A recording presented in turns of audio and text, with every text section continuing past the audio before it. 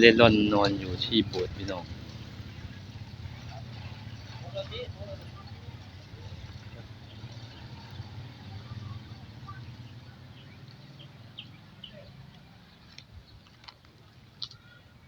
นอนอยู่ที่บ้านฮางก็ถือว่าถือธรรมดาเนาะแม่เนาะขั้นได้สูบนี่เนี่ยถือว่าแล้วเขาได้เนาะแม่เนาะมาติป่ายังว่าบ่ได้วนกับเขาน้ำได้วนที่ก่อน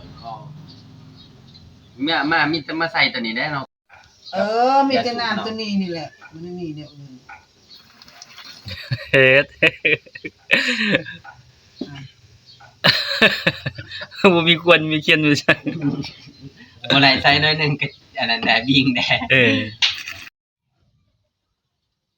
โอ้แม่ใหญ่สูบตัวนี้นี่ย่างบ่ได้สูบนี่บ่อยากหายบ่แม่อ๋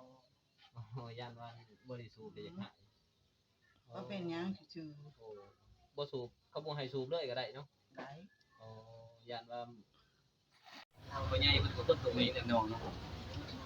ทีมงานจาก YouTube ปากเซมาถ่ายสุดบังเดอร์ของแม่ใหญ่เนาะก็จะมีเบาเปรี้ยมหลังเบาเปรี้ยม Channel แล้วก็เบาเผยนะพี่น้องเบาเผย Channel ฮะดีเด้อแม่ใหญ่สุด ตำรวจลายงามเลยเนาะเป็นไม้หยังเด้นี่ไม้ไผ่ไม่ชอดไม้สอดเนาะเป็นบังไม้สอด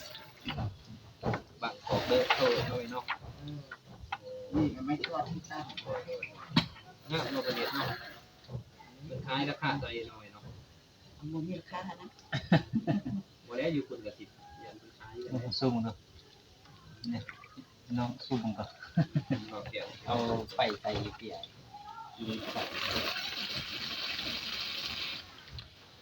เฮ้ยมีกวนเสาเ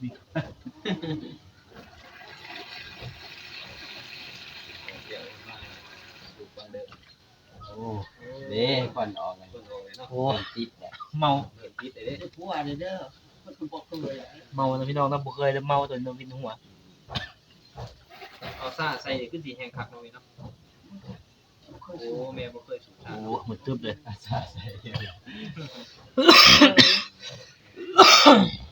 ยทยาธรรมดาวินหัวพี่น้องเอ้ยเจ็บหัวยังปีเลยมั้ยขึ้นสมองกลางปีนี้โอ้ยังใหม่ๆเนาะ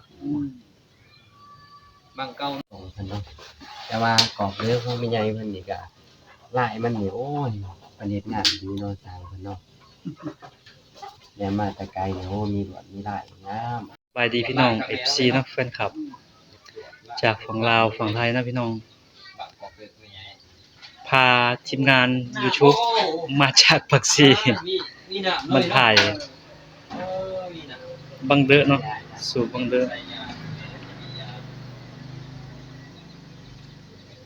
สูบนี่ก็หอมเลยได้เนาะแม่เนาะใช้น้ำอ้อยแหมเอาแม่เอาได้แล้วบ่เอาสูบเลยบังเดอเจ้า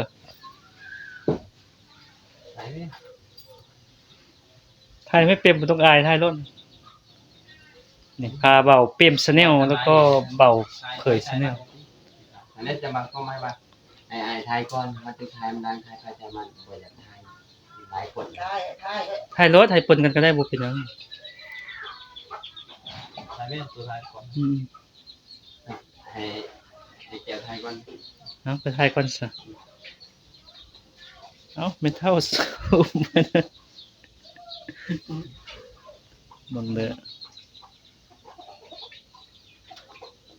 โอ้มันได้ใส่น้ำอ้อยน้ำตาลนะเนาะคือบ่ดูดล่ะคือว่าเอ็ดซุปจุแก้วน้ำอ้อยโอ้แก้วน้ำอ้อยนั่นบ่เอาดูดดูดูดเหรอเจ้าดูดแก้วน้ำอ้อยเนาะใส่แก้วตัวจำเอาแก้วตัวนี้เป็นแก้วน้ำอ้อยบ่แม่โอ้น้ำอ้อยสดๆเหรอเนาะอ้อยสดๆเอาน้ำผึ้งน้ำยังก็บ่ได้บ่แม่ได้โอ้ให้มันหวานเนาะน้ำอ้อยน้ำตาลปนกันโอ้เพิ่นสูบบังเด้อนี่นั่นเพิ่นเอาน้ำอ้อยนี่ป่นลงน้ำเนาะแม่เนาะป่นลงใส่กระบะบ่แม่บ่ ใส่ย่านี่โอ้ผสมใส่กับยาแม่โอ้ ผมใส่กับยาให้มันหอมหน่อยเนาะ อืม โอ้ลูกคอไข่เบิ่งนี่เด้อโอ้หอมมันนี่เลย สู้มาหลายปีเลย10 ปีแล้วไม่เท่าเนาะ อืม โอ้ได้แก้วมาใส่แม่มางามแต่แก้ว งามบ่แก้ว ครับอันนี้เนาะโอ้ เอาเจ้าตะกระโดดได้ไหมไม่เท่าเนี่ยโอ้ มีน้ำหมดน้ำนะ เบิดน้ำละเอาน้อง เอาน้ำใส่นี่ใส่กระไฟในที่เด็กกระไฟลองสูบบ้างไหมต้องสูบให้มันเป็นควันบ้าง มีน้ำตาลน้ำอ้อยปนกันแล้วก็มีน้ำเนาะนี่เผาอ้อยนี่สิเพิ่นย้ายมาแต่เมืองตะโอยแขวงสารวัตรมาอยู่เมืองบะเจียงเนาะ 30ปลายปีแล้ว มันอยู่ลำสักใต้ตะโอยใต้ตะโอยเหนือ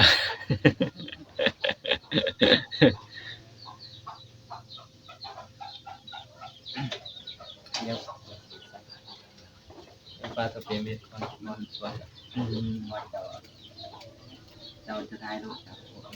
ถ่ายหนัง เอาจังมึงดูควันน้ำตวดควัน เอา